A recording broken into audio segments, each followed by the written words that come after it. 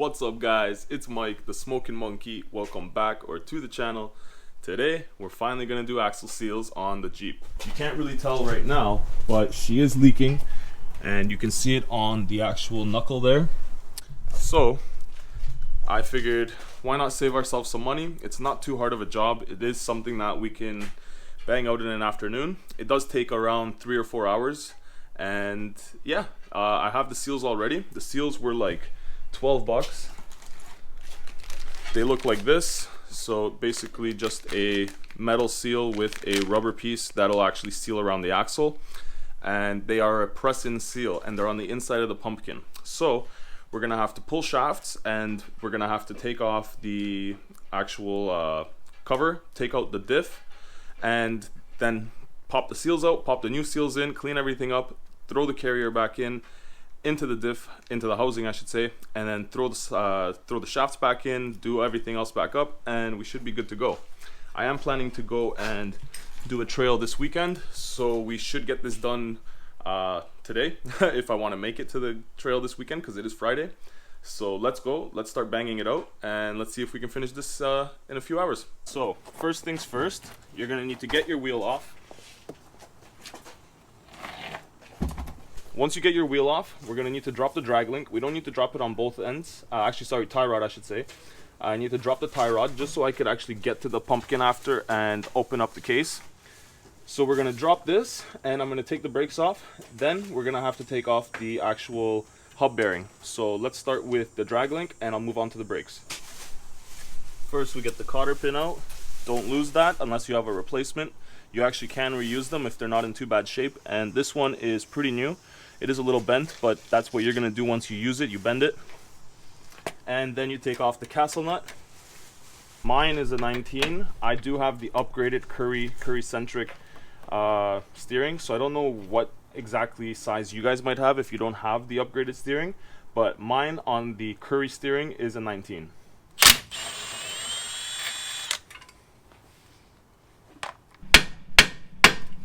Sometimes it does take a little bit of persuasion, but eventually she does come off.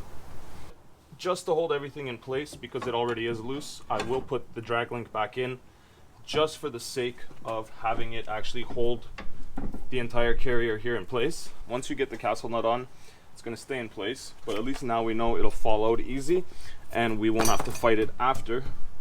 So next we can take the brakes apart. Once you remove your two bolts, these two 12 mils that are for your sliders, you should be able to remove your caliper I should say, along with the pads. Oh, sorry guys, you alright? Hit you guys in the face there, my bad. And you don't want to leave this guy hanging here, so what I am going to do is hang him up. So what I do is I just leave him on my control arm here, just hanging up so it doesn't go anywhere. And you can either tie it up to your spring. If you have a long enough line, you can put it on top of the spring perch. You can do many things. I put it here, it's not going anywhere.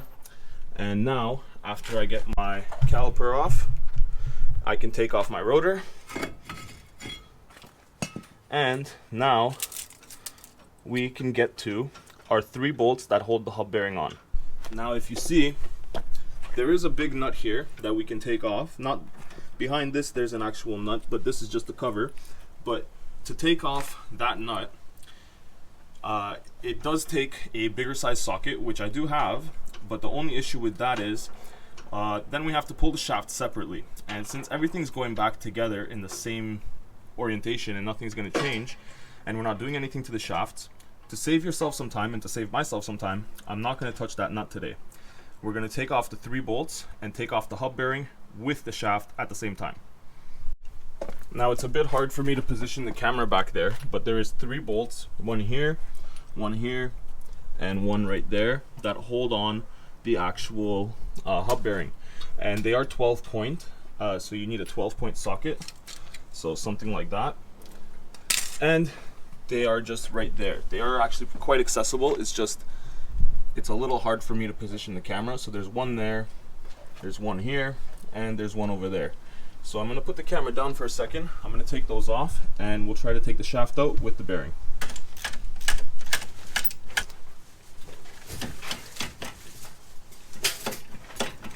So mine is actually coming loose very easily. As you can see, the shaft will come out. For those of you that have an issue with the shaft coming out like this, what you can do is leave the bolts in just a little bit so they're still threaded into the bearing, and you want to actually put a socket on the back, because once you have the socket on there, it's going to protect the head of the bolt so you don't ruin it, so you can still actually screw it in and take it back out later.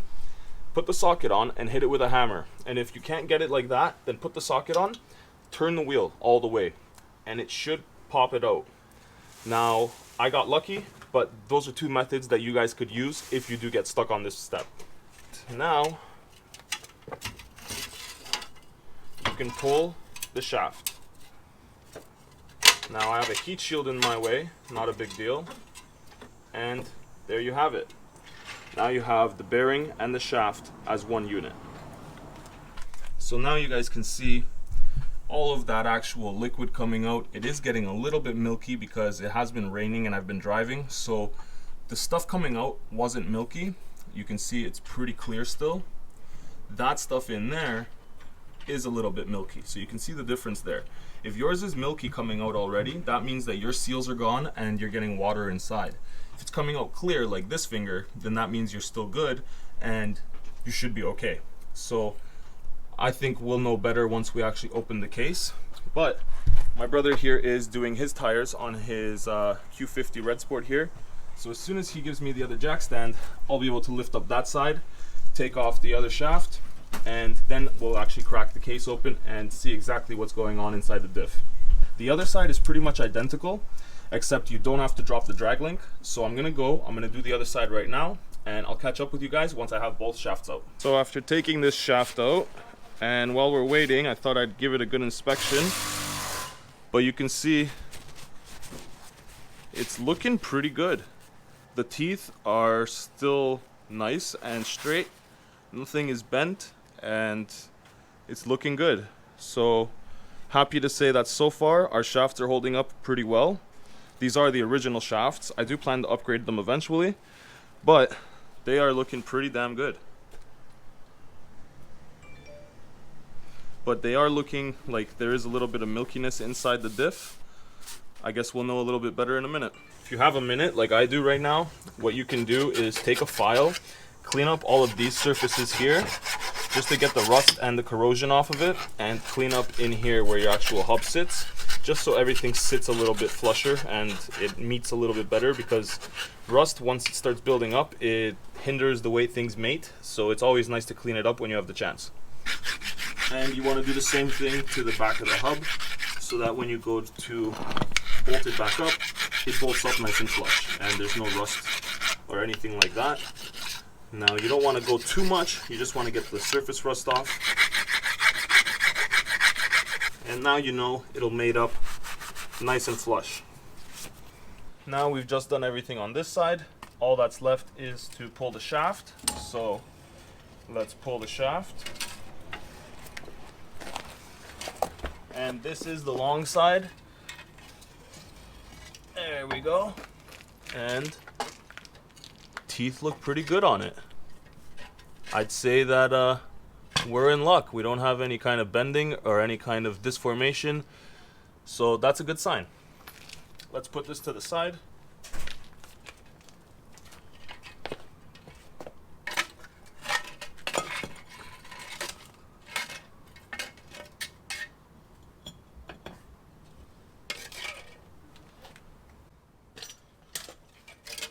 I think I need to get myself some new dust shields, because these ones, yeah, they've seen better days. But for now, I guess we'll have to put this back on until we get ourselves a new one. But you can see it is crumbling. Like, yeah, Swiss cheese. But it is what it is. Now that we got the shafts out, I'm gonna go back on that side. I'm gonna drop the drag link real quick. Or tie rod, I should say.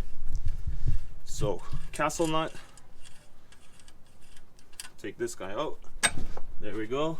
Put the castle nut back on just so we don't lose them. And now we can start cracking the pan open, or the diff cover I should call it, and drain the fluid and get our gear set out.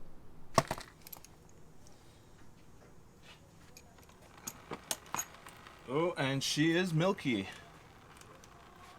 So that's a good thing that we're changing the seals now,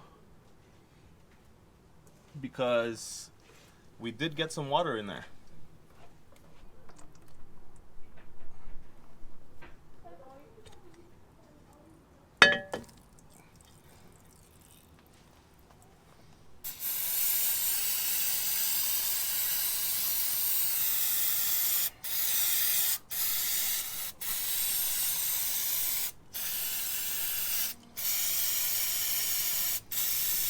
So now we have to remove the bearing caps, which are these guys right here.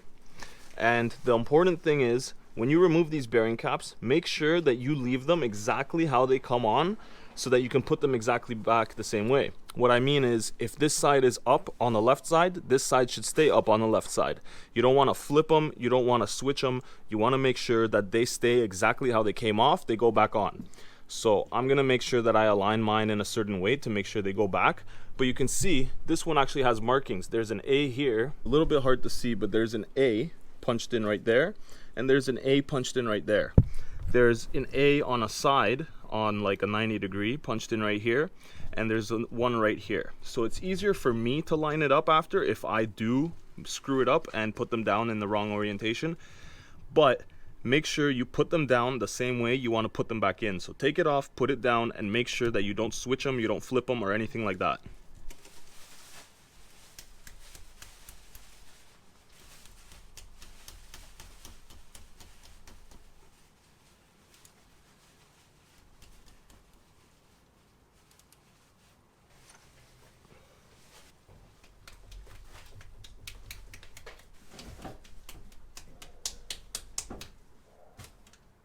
So you can see how I'm putting them down like this. This is the exact same way they came out, and it helps me guide myself later so I don't screw up.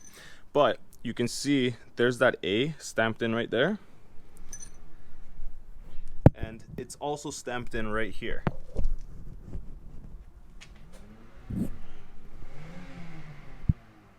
And the other one is stamped in right there. So it does help guide you a little bit. Not everybody's gonna have everything stamped in like I do, so just be careful the way that you position them so that you put them back in the right orientation and you don't have any issues later. Now, time to pull this guy out. It might take a little bit of spinning and finessing and a little bit of prying, but that's the next step. So let's get it out and then we can do the seals. Okay, I guess mine comes out like butter, which is a nice thing. I don't know what that is, but I'll tell you one thing. I'm pretty sure you're not supposed to have silicone in here. So I guess somebody had an issue with the seals before and they didn't want to do them right, or they couldn't get them in right or something. But you're not supposed to be siliconing your seals in. So that's interesting.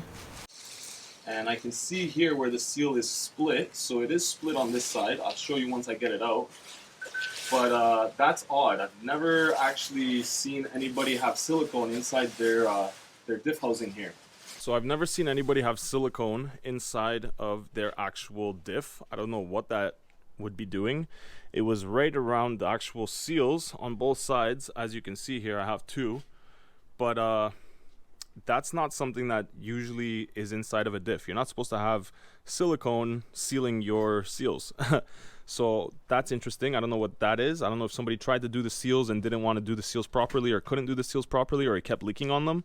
But yeah, let's pop these ones out. I'm gonna clean the inside of the shafts just by wrapping something around one of my extensions or one of my my breaker bar right there. So let's grab this. Let's grab a couple shop towels and let's clean out the axle tubes. All right, but we can see the gears look great. There's no signs of any kind of wear or chipping or anything like that. So the gears are looking really good. Inside, there's also no metal shavings or anything. The pinion looks great. I don't have any kind of issues or any kind of gouging or chipping or anything. So far so good. Other than that silicone, I don't know what the case really is. But yeah, the bearings look good. The other bearing is also smooth. so we don't have to worry about anything there. The inside of this, no metal shavings, and it came out nice and clean. And if you guys are wondering why I'm not going to use silicone today, it's because I have a lube locker. A lube locker is a reusable gasket that you can use on your diff. I put it in the last time I changed the oil, and now we can use it for this time. So now I'm going to knock the seals out using my long pry bar here, and then we'll find out exactly why they had silicone on them, and then we'll clean out the axle tubes. Yep. There's one. And here's the seal from that one side. You can see it is not looking too good at all. It is very rusty. I'm surprised that it still did its job. And there is a split somewhere that I felt on the rubber while it was still in there. Let me see if I can find it. There it is. So you can see that's where it failed right there. And that's where it was leaking. So that's the little spring that holds it. You can see there's the hole. So let's see the other one off the passenger side. You can see this one's very rusty as well. Very rusty. And the rubber isn't too bad. The rubber actually looks pretty good. But it is also starting to leak in places. So now let's clean out the axle tubes, and then we'll seat the new seals. Alright, my axle tubes are cleaned out, so now we're ready to put the new seals in. And look at the new seal here compared to one of the old seals. That is a night and day difference. This thing is way too rusty. I'm surprised that it was still doing its job until now. So now let's go and let's put these in. Now what you want to do is put a little bit of a synthetic lubricant around the rubber, so that when you are sliding the shaft in after, it doesn't bind up and that little spring in there doesn't come off. You can see the little spring right there. That spring is what holds the tension against the actual shaft while it's inside the axle tube. So now we need to put a little bit of RTV silicone on this surface, not this one, but this surface here. And then we'll pop it in, and that RTV will give it a nice seal. I do think that that silicone that we saw there was from the guys putting the RTV around this, and they probably put a lot too much and it just seeped out. So we're gonna put a little bit, and then we're gonna seat it in there. The way I'm gonna seat it is grabbing one of these long extensions that I got here. These ones are pretty long. They're 30 inches at the longest, and the other one I think is 24 and 18 inch. So what I'm going to do is stick in the extension through my axle tube. Then I'm going to grab one of these sockets here. So you can see here, I've got one of these sockets is for the seal. You can see it matches up almost perfectly with the seal. And the other socket I had was for the axle nut on the end of the axle, but we didn't have to use that today. So what we're going to do now is I'm going to stick the extension through. I'm going to get my brother to hold this against the seal so it doesn't drop, because when it's on a long extension like that, I can't really see what's going on inside the housing. So he's going to hold it for me, and I'm going to beat it in from the end, and hopefully we'll seat them nice. So let's go and let's try the first one.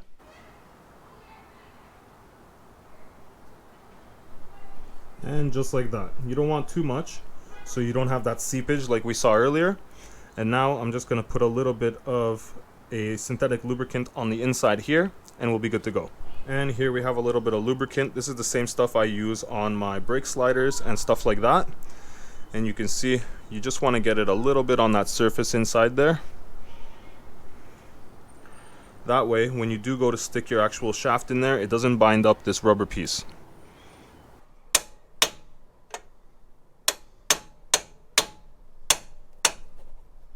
And there you have it. There's one side seated, and it will go flush with that inner surface, so that's how you know when it is fully seated. Now let's throw in the other side. Yep. Well, I didn't bring my light, guys, but once you get it seated all the way in, it should feel like one piece. You should not feel a lip anywhere. So that's how you know when it's fully seated. Now we are good to go. We've got both of our new seals in, and also make sure to check that that spring doesn't fall off. And once you do have it seated, the spring is good. Give everything one more wipe down just to make sure you don't have any kind of debris or any silicone or anything in there. Then I'm gonna spray down my carrier there to make sure that there's no debris or dust or sand or any kind of grit or anything in there, and we'll throw that back in.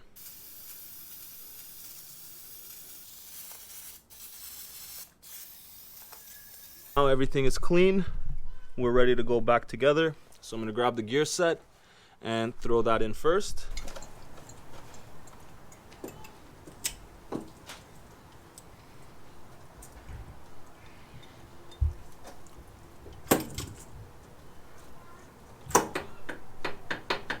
And there it is, clicked into place.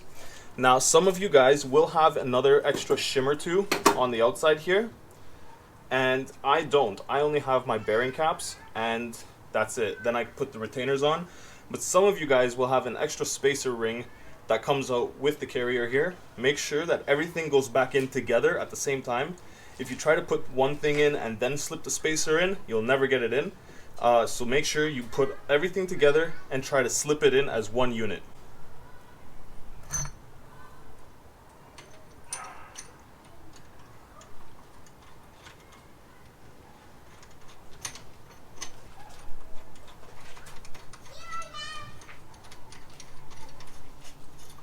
Now this is the crucial part, guys, where you want to make sure you're putting your bearing caps back the same way that you found them and in the same orientation. So remember, mine had the little marking there. Not everybody's gonna have that little marking.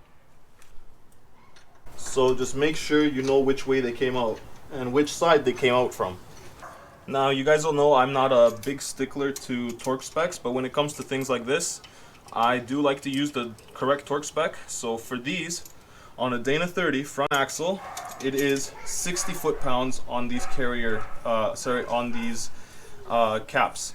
So the cap screws or cap nuts, cap bolts, they are 60 foot-pounds. Make sure that you guys do use the right amount of tightening force because you don't want this thing coming loose.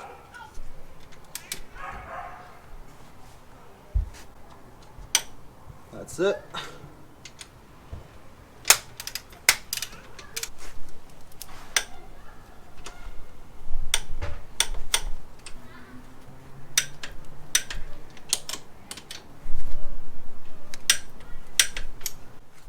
And that's it, 60 foot-pounds all around.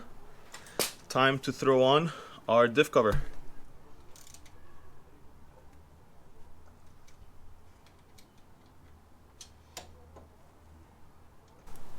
Now it's time to fill it. If you guys are wondering what I'll be feeding my diff today, we got the Royal Perpski 75-140 synthetic, and yeah, this thing takes about 1.2, I believe, 1.2 liters or 1.2 quarts. So let's go. Let's fill it with this first bottle and we'll see how much more it takes.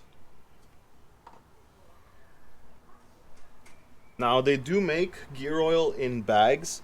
I couldn't find the stuff I needed in a bag here in Canada. In the States it's a lot easier to get, but if you guys can get it in a bag, it makes your life a lot easier, let me tell you. You don't have to play around with squeezing the bottle like this. You can just feed the bag right in. Oh yeah, baby.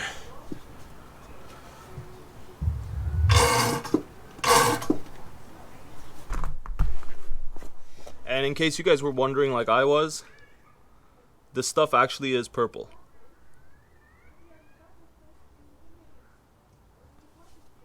What you guys want to do is keep filling it until it comes out of here.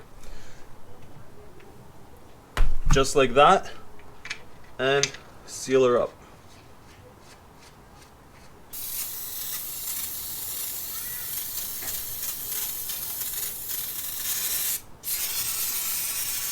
Now that we've cleaned it, after we filled it, it's going to be a lot easier to see if we have any kind of leaks or anything like that.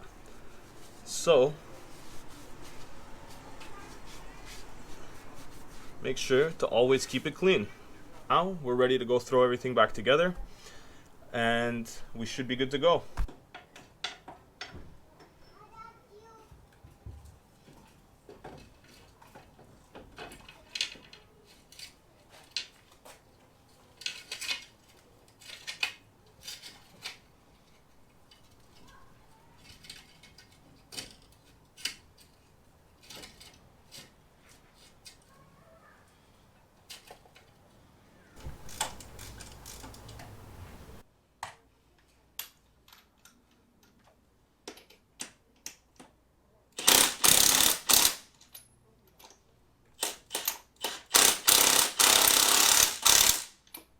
Okay, this side's all done.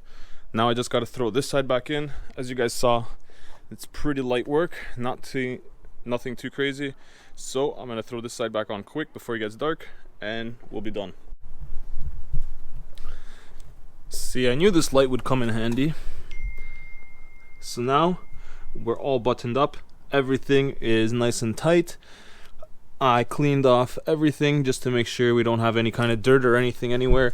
So if it does start leaking along here or out of the drain, or I should say the fill valve, if it starts leaking from the fill, from the bottom, or out of each of the axle tubes, we will actually see it because I cleaned everything.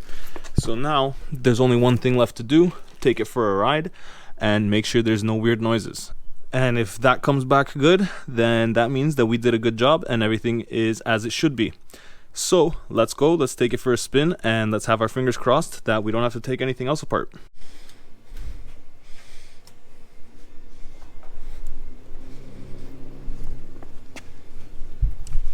Well, so far so good. I just took it for a drive. I tested everything out from the four-wheel drive, the 4-low, everything works great. We don't have any leakage over here yet. We don't have any leakage on that side yet. So I would call that a successful repair. The front here also looks dry. And no dirt. So good to go. I think I'm satisfied. I think we're gonna call that a night. And tomorrow, hopefully, we'll be back out on the trail. So guys, I think that's about gonna cover it for tonight. I'm beat. It's been a long repair, been a long day. I went to work and then I had to repair the Jeep, which is why it was dark when I was done. It is what it is. Got to do what you got to do. And hopefully tomorrow we can go out there and have a good time. So thank you guys for joining me. Thank you guys for sticking around. If you're new around here, jump down there, hit that subscribe button, leave me a like and a comment, and hopefully I'll catch you guys in the next one. So until then, ride safe out there. Peace.